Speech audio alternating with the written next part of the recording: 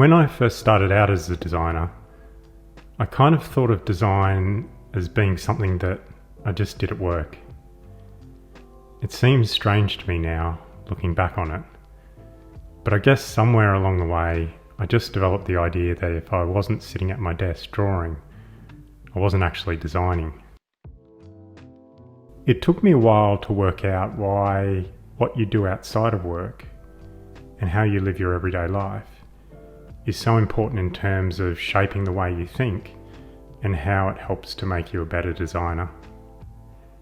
I now realise that what you do outside of the studio is, in many ways, just as important as the time you spend in it. And this has completely changed the way I live my life as a designer.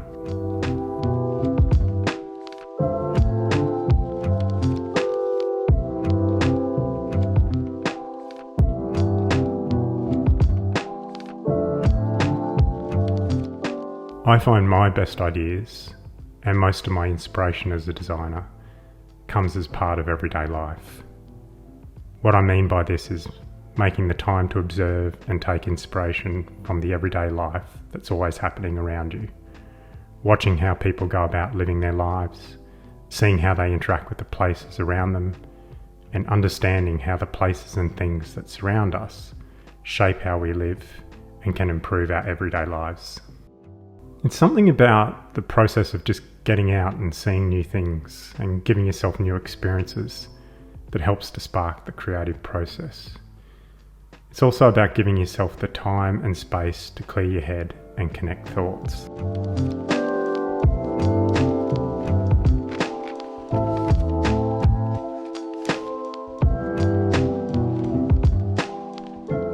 When I'm out in the world visiting places, travelling, and trying to find inspiration, I'm not necessarily seeking out the big design projects or latest design products, though those things are all part of the process. I generally find most of my inspiration comes from observing moments in everyday life, the smaller details, the different approaches to the same problems, the different ways that people live their lives and what they care about. These differences are what help me to create new thoughts and solutions. Not necessarily exactly then and there, but when I collect them up, store them in the back of my head and bring them back into the studio, that is where new ideas are created.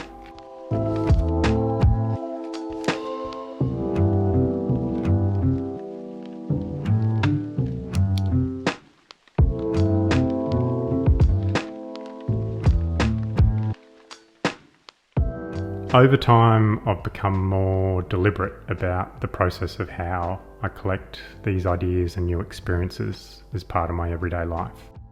I'm continually undertaking my own personal projects and experiments. I'm more deliberate about how I travel and explore new places. And I now place more value on the time I spend outside of the studio. I've also developed a process around how I then bring these back into the studio and apply these in my design projects. My life as a designer shapes the way I view the world and live my everyday life. And the experiences and ideas that I collect through my everyday life then shape the way I think about my projects and the way I design. And when you start to think about the design process in this way, it changes how you live your life as a designer. So if I was giving advice to someone based on what I've learned through all of this, whether they're someone starting out as a designer or someone who is already a creative but is just feeling a bit burnt out and in need of some fresh ideas, I guess I'd tell them this. Don't feel like you're not designing if you're not sitting at your desk. Making time to get out and see new things and how you spend your time outside of the studio is just as important as the time you spend in the studio. Keep on seeking out new ideas and experimenting and just watching the world around you as part of your everyday life. And most of all, remember that design is a process. Learn from your mistakes and don't take yourself too seriously, because you probably won't get everything right the first time.